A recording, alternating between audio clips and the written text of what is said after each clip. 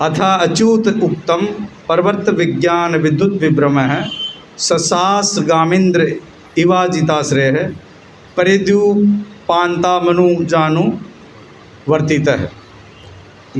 अनुवाद एवं तात्पर्य शब्दार्थ श्रील प्रभुपाद जी द्वारा निसम्य सुनकर भीष्म उक्तम भीष्म द्वारा कहा हुआ अथ अथा तथा अच्युत उक्तम अच्युत भगवान श्री कृष्ण ने जो कुछ कहा था परवर्त लगे रहकर विज्ञान पूर्ण ज्ञान विद्युत पूर्ण रूप से धुल गए विभ्रम सारे संदेह ससास शासन किया गाम पृथ्वी पर इंद्र स्वर्ग का राजा इव सदर्श अजित आश्रय है दुर्जय भगवान द्वारा रक्षित परिधि उपांताम समुद्रों सहित अनुज छोटे भाई अनुवर्तित है उनके द्वारा पालन किया जाकर भीष्मदेव तथा अच्युत भगवान श्री कृष्ण ने जो कुछ कहा था उससे प्रबुद्ध होकर महाराज युधिष्ठिर परिपूर्ण ज्ञान विषय के मामलों में व्यस्त हो गए क्योंकि उनके सारे संदेह दूर हो चुके थे। इस प्रकार उन्होंने पृथ्वी तथा सागरों पर राज्य किया और उनके छोटे भाई उनका साथ देते रहे। ओम ज्ञानतिमिरान्धस्य ज्ञानाञ्जनशलाकया चक्षुरुन्मीलितं तस्मै श्री गुरुवे श्री चैतन्य मनोभीष्टं स्थापितं येन भूतले स्वं रूप कदा मह्यं ददाति सौभदान्ति वन्देऽहं श्रीगुरोः श्रीयुत्पदकमलं श्रीगुरुन् वैष्णवं श्रीरूपं सागरजातं सहगणरघुनाथान्वितं तं सजीवं सावद्वैतं सावधूतं परिजनसहितं कृष्ण चैतन्यदेवं श्रीराधा कृष्णपादान् सहगणललिता श्रीचा हे कृष्णा करुणा सिंधु दीनबंधु जगतपति गोपीश गोपिका कांत राधा कांत नमस्ते तप्त कांचन गौरांगी राधे वृंदावनेश्वरी वृषभानु सुते देवी प्रणमामि वंशा कल्पतरुभ्यश्च कृपा सिंधु एव च पतितानां पावनेभ्यो वैष्णवेभ्यो श्री कृष्ण चैतन्य प्रभु नित्यानंद श्री अद्वैत गदाधर श्रीवासादि गौर भक्तवृंद हरे कृष्णा कृष्णा कृष्णा हरे हरे हरे राम राम राम हरे हरे। श्री प्रभुपाद की जय।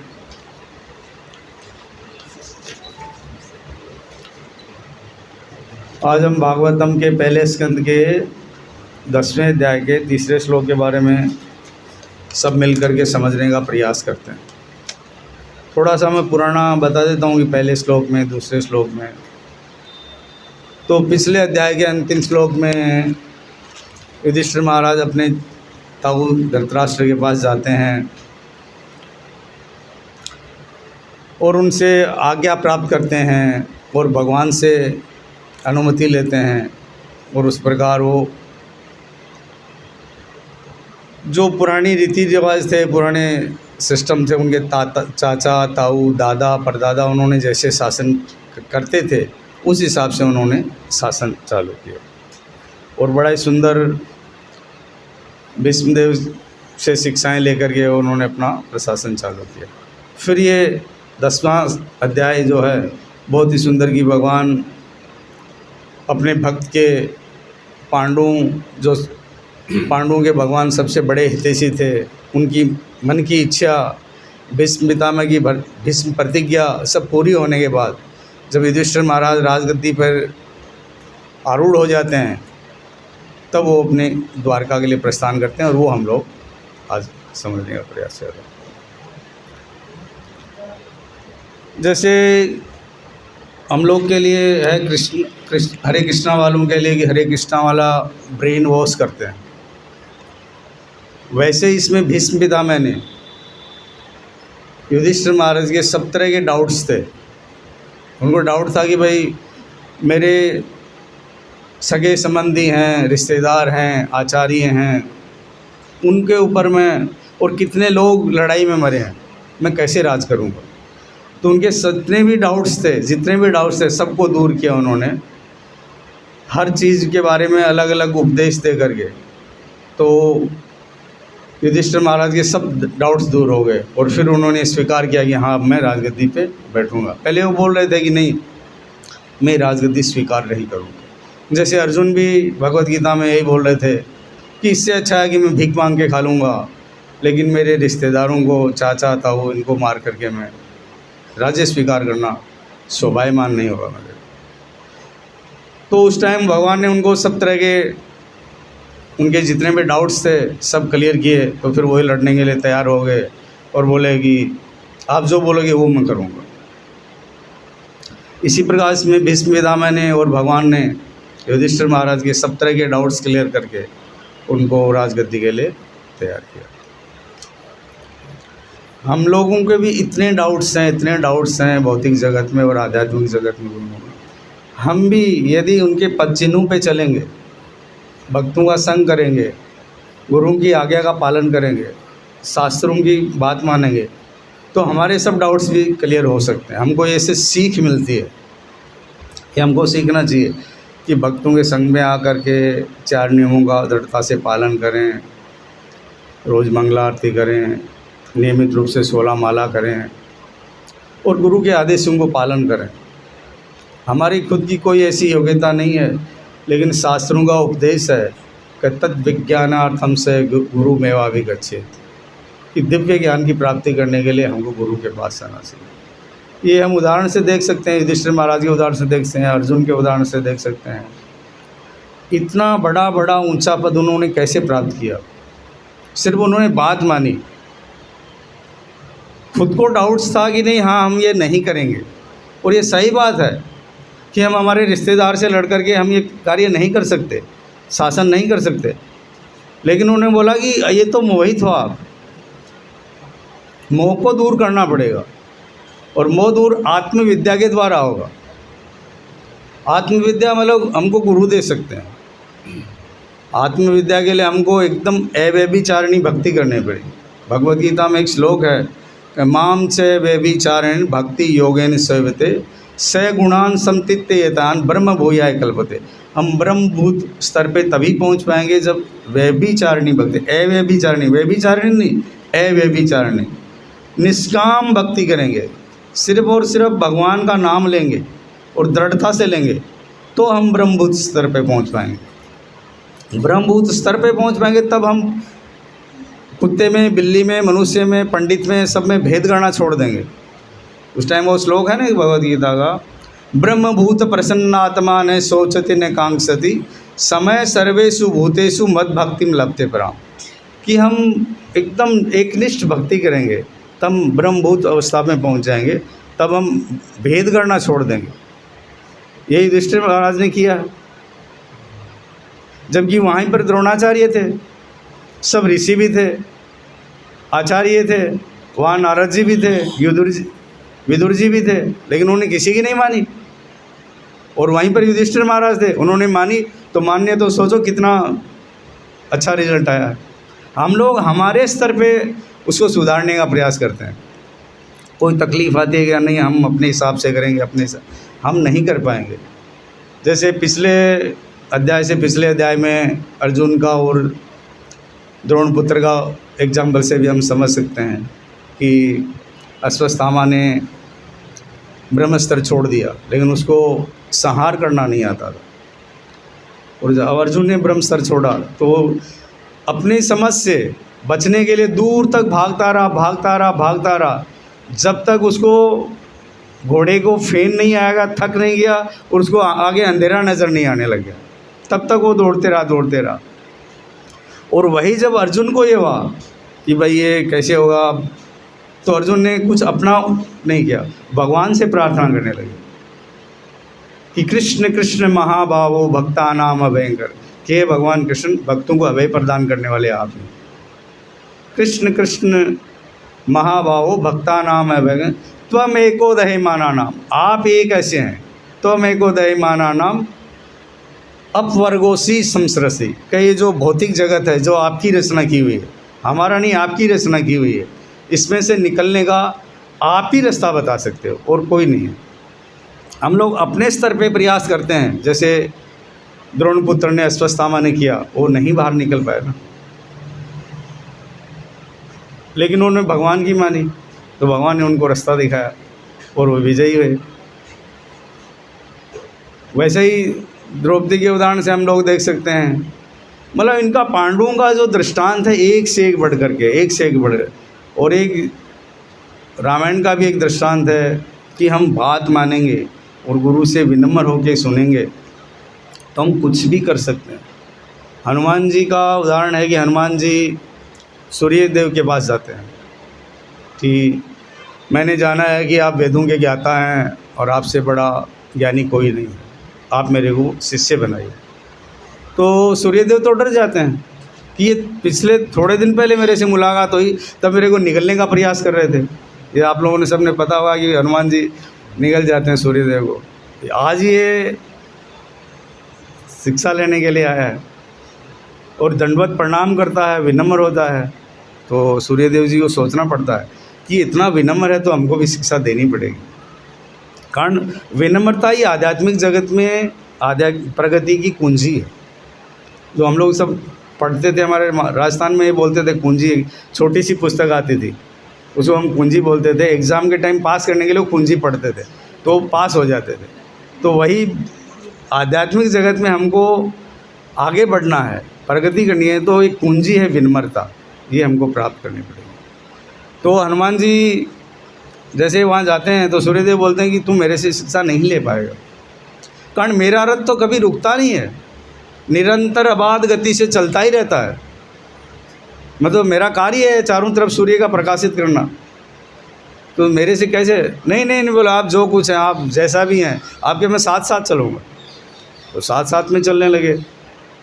फिर उनको ये भान हुआ कि गुरु के मैं साथ साथ चल रहा हूँ, आगे चल रहा हूँ, तो गुरु को पीठ लग जा रही है, तो नहीं, मैं उल्टा चलूँगा। तो जैसे जैसे सूर्यदेव चल रहे हैं और ऐसे हाथ जोड़े हुए पीछे पीछे चल रहे हैं हनुमान जी। और हनुमान जी को कितनी शक्ति मिली, कितनी शक्ति मिली, पूरा सूर्यदेव ने दिया। तो गुरु की जो शिक्षाएं हैं, यदि हम दृढ़ता से पालन करते हैं तो हम कहाँ पहुँच जाएं कोई ठिकाना नहीं। ये हनुमान जी के दृष्टांत से हम देख सकते हैं।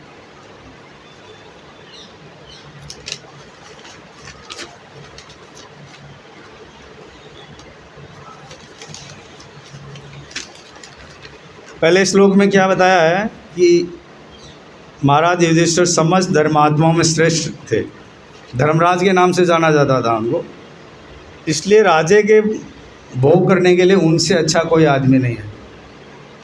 फिर भी वो अपने चाचा से, ताऊ से, चचेरे भाइयों से लड़ने के लिए तैयार नहीं थे। वो लड़ना चाह रहे थे और उनकी जो पैतृक हक था, पैतृक संपत्ति थी राजे, कारण युधिष्ठिर महाराज सबसे बड़े थे तो उन्हीं का हक बनता है। वो हड़पना चाह रहे थे, लेकिन वो उनसे फिर भी लड़ना नहीं चाह रहे थे।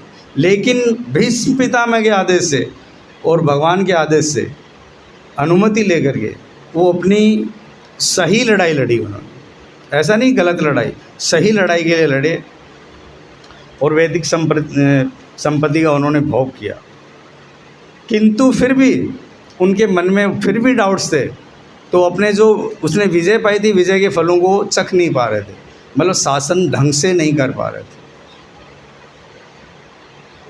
कारण उनके मन में फिर भी यही था कि मेरे कितने रिश्तेदार इसमें मिलते, मेरे चलते ये पांडवों को भी बोलते हैं कि कितने लोग मरे हैं, तो ये राजे मैं नहीं कर सकता।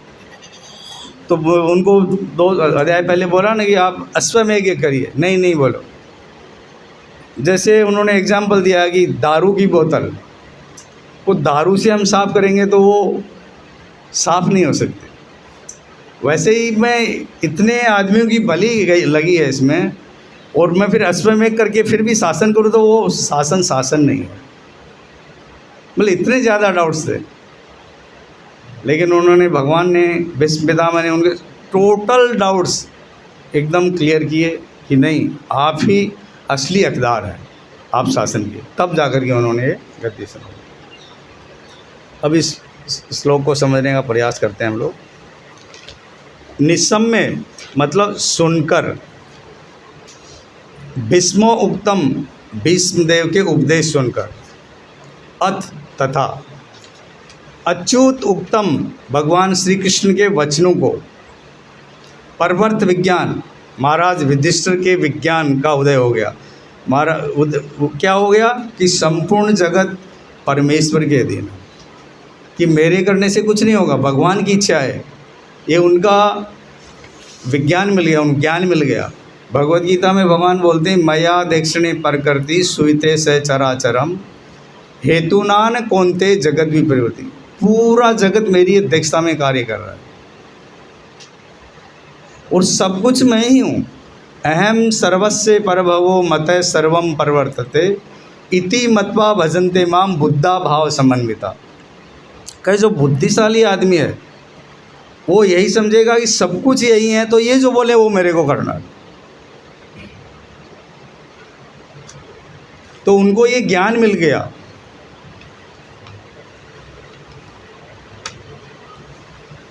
प्रवर्त विज्ञान मतलब महाराज युधिष्ठिर के विज्ञान का उदय हो गया कि संपूर्ण जगत परमेश्वर के अधीन है। फिर दूसरा है विद्युत विभ्रम है, और उनकी भ्रांति नष्ट हो गई कि ये स्वतंत्र करता है। जैसे हमारे सब में है कि मैं मेरा, कल प्रेम पीयूष प्रभु ने बोला था ना कि जब मैं और मेरा से ऊपर उठोगे ना तो ही कुछ होगा।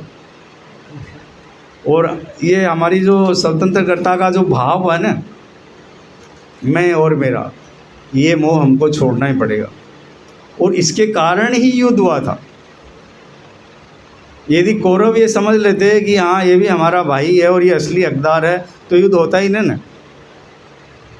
लेकिन धृतराष्ट्र पुत्र मोह में अंधे थे, मेरा बेटा राज्य करे, इसलिए युद्ध हुआ था। ससास तो उन्होंने प्रशासन किया, गाम मतलब पूरी पृथ्वी पर। इंद्रदेव मतलब इंद्र के समान।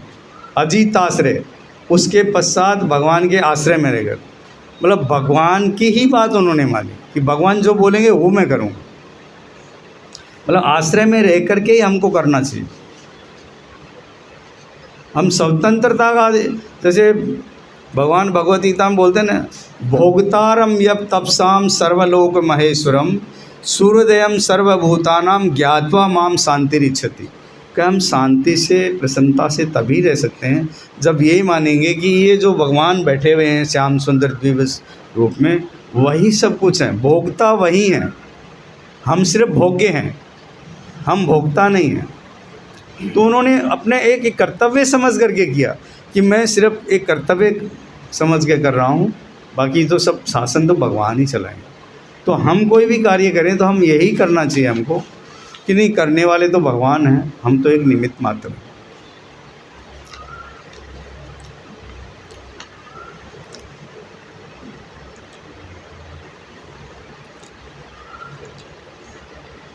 अजीताश्रय, उसके पश्चात भगवान के आश्रय में रहकर परिधि उपांतम समुद्र पर्यंत मतलब समुद्रों पे पृथ्वी पे अनुजानुवर्तिता अपने छोटे भाइयों तथा द्वारा अनुवर्तित किए। मतलब उन छोटे भाइयों ने इससे भी राय लेते थे, वो सबसे पूछते थे कि क्या करना क्या नहीं करना। अब श्रीधर स्वामी क्या बोलते हैं उसका भी थोड़ा सा समझने का प्रयास करते हैं। श्रीधर स्वामी बोलते हैं कि महाराज युधिष्ठिर के राज्य में होने वाली प्रवृत्ति का कारण बतलाकर उन्होंने क्या किया, वो प्रश्न कर रहे हैं। तो इस प्रश्न का उत्तर सुत गोस्वामी श्लोक के द्वारा दे रहे हैं कि परवर्त विज्ञान विद्युत विभ्रम है। भीष्मदेव के उपदेश सुनकर तब भगवान श्री कृष्ण को बातों को सुनकर युधिष्ठिर महाराज को ये ज्ञान हो गया कि ये जगत परमात्मा के अधीन है। मतलब उनको खुद को ये जानकारी नहीं थी, जानकारी यद्यपि थी उनको, वो तो भगवान के एकनिष्ठ भक्त थे, ऐसा नहीं है कि उनको नहीं थी। फिर भी भगवान भीष्म पितामह से और भगवान जो बोलते थे उनके हिसाब से उनको ये ज्ञान मिला कि ये जगत परमात्मा के अधीन है, स्वतंत्र नहीं है। और जिसके कारण उनको ये जो भ्रम था कि मैं युद्ध करने वाला हूँ, ये भ्रम मिट गया। उनको ये डाउट था ना कि मैं लड़ाई कर रहा हूँ और कितने लोग मर गए, वो उनके डाउट क्लियर हो गए कि तुम मारने वाला कोई नहीं है, ये तो मरे हुए ही थे सर। तेरे को सिर्फ लड़ाई करनी है, तू तो निमित्त मात्र है। अनुचर नुवर्तित का क्या मतलब बताया है? उसके पश्चात अपने छोटे भाइयों द्वारा सेवित होते हुए, मतलब अपने छोटे भाइयों सेवित मतलब वो जो बोलते थे वो भी वो मानते थे। अजीत आश्रम में भगवान श्री कृष्ण को अपना आश्रय मानते हुए पृथ्वी का और समुद्र पर वो शासन करने लगे। विश्वनाथ चक्रवर्ती ठाकुर क्या बोलते हैं कि प्रवृत्ति विज्ञान का मतलब बता रहे हैं वो कि वह ज्ञान जो उनके हृदय में उदित हुआ कि संपूर्ण जगत भगवान पर आश्रित है। भगवान का आदेश सुनने से उनके डाउट्स क्लियर हुए और ये कंफर्म हुआ कि पूरा जगत भगवान पे आश्रित है और कोई उनसे स्वतंत्र नहीं है। विद्युत विभ्रम का मतलब वो बता रहे हैं कि वह इस भ्रम से मुक्त हो गए कि मैं करता हूँ। गाम पृथ्वी और सवरक। अजीत मतलब कृष्ण अथवा उपेंद्र अर्थात भगवान वामन देव। अजीत का इसमें वामन देव के साथ दिया है, उपेंद्र उनका नाम है। परिधि समुद्र और इंद्र के संबंध में संपूर्ण अनुजानुवर्तित है, मतलब अपने कनिष्ठ भाइयों की अनुवर्तिता के साथ इंद्र के संदर्भ में अपना कनिष्ठ भाई उपेंद्र, मतलब इंद्र को उनका छोटा भाई था तो बोले उनसे भी वो परमिशन लेते और उनकी कंपैरिजन किया है। और प्रभुपाद जी इसमें बताते हैं कि प्रभुपाद जी उस टाइम जो राजा राजे करते थे और आज जो राजा राजे कर रहे हैं उनकी कंपैरिजन कर रहे हैं कि उस टाइम के राजा ब्राह्मणों से, आचार्यों से, गुरुओं से परामर्श कर कर के राज्य का शासन करते थे। और प्रभुपाद जी ने एक लेटर लिखा था इंदिरा जी के लिए कि आप एक स्त्री हैं, वो आप शासन का अध्यक्ष शासन नहीं कर सकते, आप संजय गांधी को राष्ट्रपति बनाइए और मेरे को उनका सेक्रेटरी बनाइए, मैं बोलूँगा वैसे उनको करना है। लेकिन प्रभुपाद जी को संजोग से कोई कारणवश मिलना नहीं हुआ, लेकिन उन्होंने लेटर बनाया था और कांग्रेस के जो बड़े बड़े लीडर्स थे उनको बताया भी था। तो पहले के और आज के राजा, जैसे हम लोग सरकार को चुनते हैं वोट दे करके, लेकिन पिछले 10 साल को छोड़ करके बाकी के सालों में मोटा मोटी अस्थिर सरकार रही है, 5-5, 10-10 पार्टियों की मिल करके बनी है। और हम लोग वोट देने वाले भी मूर्ख हैं कि उन आदमी को वोट दे रहे हैं जिनके पास कोई वो आध्यात्मिक जानकारी नहीं है, शासन करने का उनको कोई वो नहीं है, गुण नहीं है उनमें। कभी जयललिता बोलती है कि ये बात मानोगे तो ही आपको मैं समर्थन दूंगी, नहीं तो मेरा समर्थन वापस है। कभी ममता बनर्जी बोलती है, कभी अखिलेश यादव बोलते हैं। वो शासन कभी ढंग से कर ही नहीं पाए, कारण उनको अच्छा प्रशिक्षण नहीं मिल पा रहा था। पहले ये रीति रिवाज हुआ करता था, ये सिस्टम हुआ करता था कि बड़े बड़े ऋषि मुनियों का परामर्श लेकर के फ्री वो करते थे, क्योंकि आज 543 आदमी चुन करके जाते हैं, सबके अलग अलग विचार हैं। वो प्राइम मिनिस्टर को कहीं भी अटका देते हैं कि नहीं हमारे राज्य में ये काम नहीं किया तो हम आपका समर्थन नहीं करेंगे। लेकिन पहले क्या होता था, राजा स्वतंत्र होता था और भगवान की इच्छा के अनुसार वो शासन करते थे। आज तो भगवान को तो कोई मानते ही नहीं है।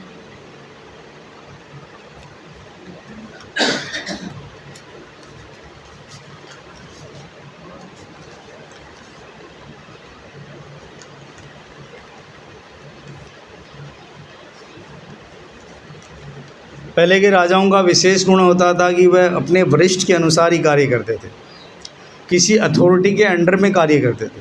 कोई बोलता था कि आचार्य हैं, गुरु हैं, एक कुल गुरु हुआ करता था, वो बोलते थे कि ये करना, वही वो करते थे। लेकिन आजकल ऐसा नहीं रहा है। और यही सत्य है कि जो भगवान बोलते हैं, जो भगवान के प्रतिनिधि बोलते हैं, वही सत्य है। और जो सत्य है उसी के बारे में हम परम सत्य के बारे में जान सकते हैं, कारण वही हमको बताएंगे कि भगवान ये है। महाराज परीक्षित के उदाहरण से हम समझ सकते हैं कि उनको पता लग गया था कि तक्षक सांप के डसने से वो मृत्यु होगी, और उन्होंने फैसला कर लिया था आमरण अनशन उपवास पर बैठने का। लेकिन फिर भी उन्होंने क्या बोला, नहीं यहाँ इतने ऋषि मुनि बैठे हुए हैं, इतनी बड़ी सभा चल रही है, मैं एक बार उनसे परामर्श करूँगा। जबकि वो पूरे विश्व के चक्रवर्ती सम्राट थे, फिर भी उन्होंने परामर्श किया। जबकि फैसला उन्होंने फाइनल कर लिया था, उसके बाद भी नहीं बोले, उनका मन नहीं माना, कारण वो भी पांडव कुल के थे ना।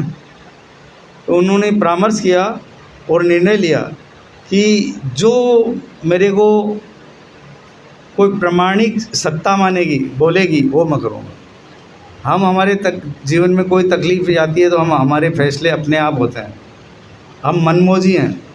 तो एक लेक्चर मैंने आज ही कल सुना था दोपहर में कि माया के हम फौजी हैं, मनमोजी माया का फौजी। जैसे माया बोलेगी वैसे हमको करते हैं, भगवान बोलते हैं वैसे नहीं करते हैं, शास्त्र बोलते हैं वैसे नहीं करेंगे। तो हम यदि गुरु की नहीं सुनेंगे, शास्त्र की नहीं सुनेंगे, भगवान की नहीं मानेंगे, तो हमारी मति कुमति हो जाएगी और फिर हम तर्क वितर्क करने लगेंगे। हम परीक्षित महाराज की तरह जाकर के पूछेंगे नहीं कि ऐसा हो गया, मेरे को क्या करना चाहिए। अनुवाद एवं तात्पर्य पढ़ते हैं प्रभुपाद जी का।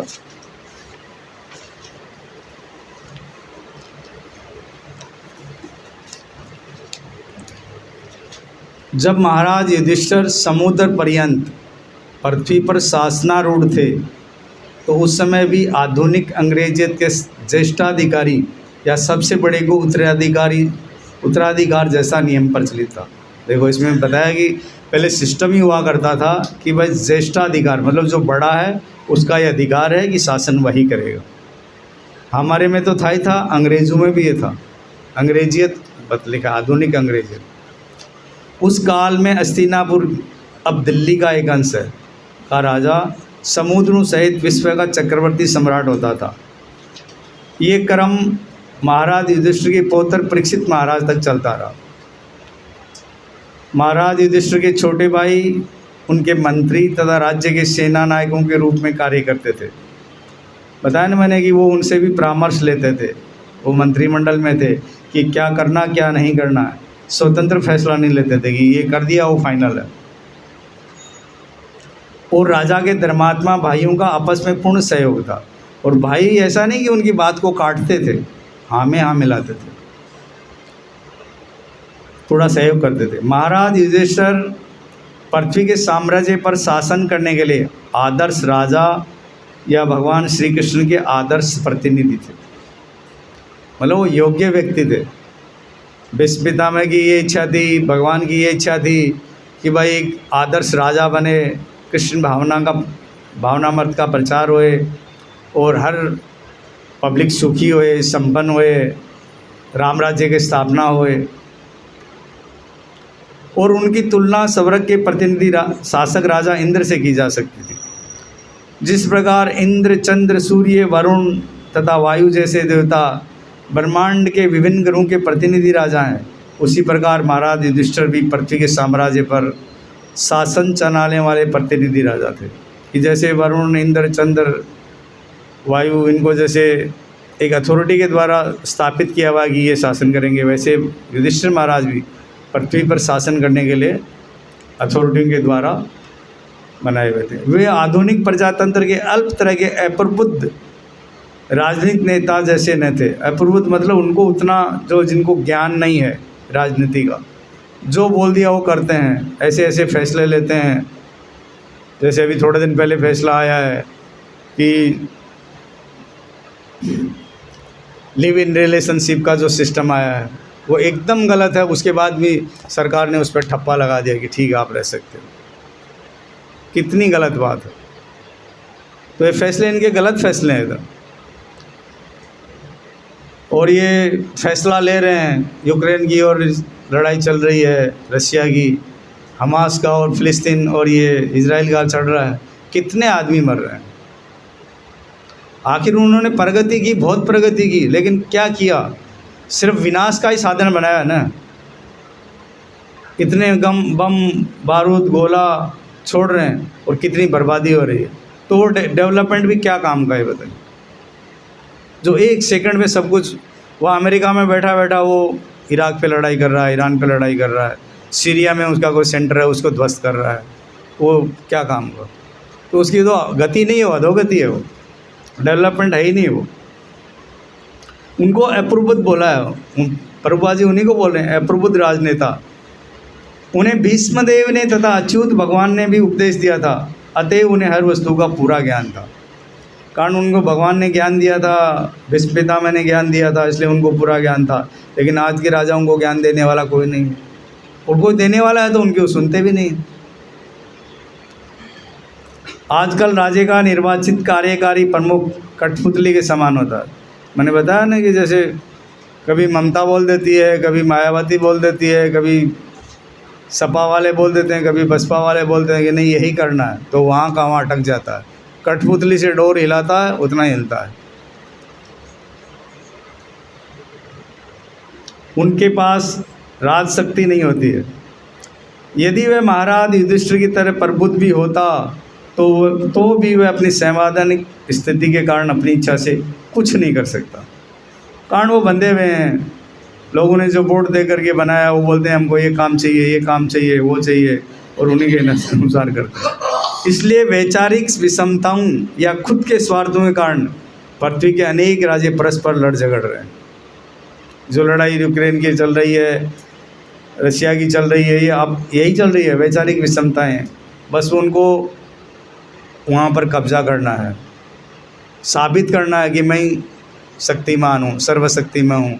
अमेरिका बोल रहा मैं बड़ा हूँ, रशिया बोल रहा मैं बड़ा हूँ, अभी इजराइल वाला नया खड़ा हो गया कि इनसे भी ऊपर मैं हूँ। लेकिन ये क्या है, वापस में विषमताएं हैं और खुद के स्वार्थ के कारण कर रहे हैं। कोई भी किसी की ये इच्छा नहीं है कि वहाँ पर प्रशासन सुशासन स्थापित होए। लेकिन महाराज युधिष्ठिर जैसे राजा के पास अपनी खुद की विचारधारा नहीं थी। उन्हें भी अच्युत भगवान था, भगवान के प्रतिनिधि प्रमाणिक दूत भीष्मदेव के उपदेशों का अनुगमन करना होता था। वो अपनी मर्जी से कुछ नहीं करते। जैसे भगवान बोलते थे, जो शिक्षाएं भीष्म पितामह ने दी थी, उनके अनुसार ही वो शासन चलाते थे। शास्त्रों का उपदेश है कि मनुष्य को चाहिए कि किसी व्यक्तिगत स्वार्थ स्वनिर्मित विचारधारा के बिना परम प्रमाण तथा अच्युत भगवान का अनुगमन करें। एकदम स्पष्ट शब्दों में लिखा है कि शास्त्रों का उपदेश है कि मनुष्य को चाहिए कि किसी व्यक्तिगत स्वार्थ या स्वनिर्मित विचारधारा के बिना, मतलब अपने बनाए सिस्टम के अनुसार नहीं, परम प्रमाण क्या है? गुरु हैं, साधु हैं, शास्त्र हैं। जो वो बोले वो हमको करना है, वो बात सही है। तथा अच्युत भगवान का अनुगमन करें। जो भगवान बोलते हैं, तो भगवान क्या बोलते हैं? मन मना मो भक्त भक्तो मद्दाजी मामला, कि मेरा नाम लो, मेरी पूजा करो, मेरे भक्त करो, मेरे भक्त बनो। तो फिर हमको दूसरा करने की ज़रूरत ही नहीं है। वो बोलते हैं वो करना है। तो फिर हम पूछते हैं हम करें क्या? तो बोलते हैं सर्वे धर्मान परित्यज्य मामे एकम शरणम व्रज, कि सब कुछ छोड़ करके सिर्फ मेरी शरण में आओ। उनकी शरण ग्रहण करनी है। लेकिन हम उनकी नहीं मान रहे, अपनी मन की कर रहे हैं। हमारी खैर कोई बात नहीं, हम तो बद्ध जीव हैं, हमारा इतना वो सामर्थ्य नहीं है। लेकिन हम गुरु के अनुसार कर सकते हैं, वरिष्ठ भक्तों के अनुसार कर सकते हैं। गुरु जैसे है नहीं है, लेकिन गुरु के आदेश तो उपस्थित है ना। गुरु भले आज बांग्लादेश में है, नेपाल में है, ढाका में है, कि साउथ में है, कहीं भी हैं, लेकिन गुरु के आदेश तो हाजिर है ना। जैसे ये प्रभुपा जी एक एग्जाम्पल देते हैं, ट्रैफिक सिग्नल का देते हैं कि ट्रैफिक सिग्नल पर पुलिस वाला है कि नहीं है, आपको उनके आदेशों का पालन करना है। बोला हुआ है कि लाल लाइट हो तो अपने को आगे नहीं जाना, ग्रीन लाइट हो तो ही आगे जाना है। यदि बार बार अपने उनके उल्लंघन करते हैं, लाल लाइट में भी जा रहे हैं, तो हमारी फ़ोटो ले ली जाती है और घर पे मेमो आ जाता है, और वो पनिशमेंट के तौर पे अपने को भरना पड़ता। तो हम ऐसा मौका क्यों दें गुरु को कि बार बार हम उनके आदेशों का अवज्ञान करें, पालन नहीं करें, कि गुरु डंडा लेके खड़े हुए या दृढ़ता से बोले कि आपको ये करना ही पड़ेगा। हमको गुरु के आदेशों का एकदम दृढ़ता से, विनम्रता से पालन करना चाहिए। इसमें लिखा हुआ है कि शास्त्रों का उपदेश है कि मनुष्य को चाहिए कि किसी व्यक्तिगत स्वार्थ तथा स्वनिर्मित विचारधारा के बिना, कि अपनी विचारधारा के नहीं, जो अथॉरिटी द्वारा, जो किसी के द्वारा पुष्ट किया गया है कि ये सही है, वो सही अपने को करना है। परम प्रमाण तथा अच्युत भगवान का अनुगमन करने। इसलिए महाराज युधिष्ठिर महासागरों सहित सारे संसार पर शासन कर सके। बोलो कितनी मतलब उनकी शक्ति थी कि वो सिर्फ गुरु के आदेशों का पालन कर रहे थे, तो उनकी इतनी शक्ति मिल गई कि वो पूरी पृथ्वी पे और समुद्रों पर भी शासन करने लगे। क्योंकि जो नियम थे वे अमोघ थे, कारण वो भगवान के बनाए हुए थे और वैश्विक रूप से सबों पर समान रूप से लागू होते थे। कानून सबके लिए होता है। जैसे प्रभुपाद जी बोलते हैं कि कीप द लेफ्ट का नियम बनाया हुआ है कि बाईं साइड से रोड पे चलें, तो सबके लिए है। यदि कोई रोंग से आ रहा, राइट से आ रहा है, तो उसको एक न एक दिन ज़रूर पुलिस पकड़ेगी और दंडित करेगी। तो क्यों ऐसा कार्य करें हम? क्यों ना हम लेफ्ट से ही चलें, बाएं से ही चलें? जब हम अच्युत अधिकारी का अनुगमन करें, एक अपूर्ण मानव ऐसी विचारधारा का सर्जन नहीं कर सकता जो सबके लिए स्वीकार्य है। बोला गया है कि हम तो अपूर्ण हैं, हमारी इंद्रियां अपूर्ण हैं, हम मोह में रहते हैं, हमें दूसरे में दोष देखने की रहती है, हम गलती करते हैं, तो हमारी इंद्रियां अपूर्ण हैं। एक श्लोक भी है, अतः श्री कृष्ण नामात भवेद ग्राह्य इंद्रिया। हमारी जो ग्राह्य इंद्रियां हैं ना, इनसे हम कुछ नहीं कर सकते, इनको शुद्धिकरण करना पड़ेगा। शुद्धिकरण कैसे होगा? भगवान के भक्तों के संग में मंगलारती करेंगे, 16 माला का जप करेंगे, हरे कृष्ण महामंत्र का जप करेंगे, हरे कृष्ण कृष्ण कृष्ण हरे हरे, हरे राम तब हमारी अनर्थ निवृत्ति से हम ऊपर आएंगे, भजन क्रिया से ऊपर आएंगे। बोला है ना, एक श्लोक है, सर्वोपाधि विमुक्तम तत्पदेन निर्मलम ऋषिकेण ऋषिकेश सेवनम भक्तिर उत्तम। उत्तम भक्ति वही है कि हमारी सब इंद्रियों को हम भगवान की सेवा में लगा दें।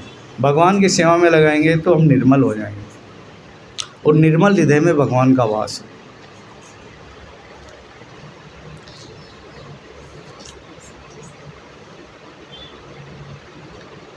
शासन चलाने वाला तो व्यक्ति होता है, निराकार सरकार नहीं। यदि व्यक्ति पूर्ण है तो सरकार भी पूर्ण होगी, यदि व्यक्ति मूर्ख है तो सरकार भी मूर्खों का घर होगा। यदि प्रकृति का नियम है, यही प्रकृति का नियम है, अयोग्य राजाओं तथा प्रशासकों के संबंध में अनेक कथाएं हैं।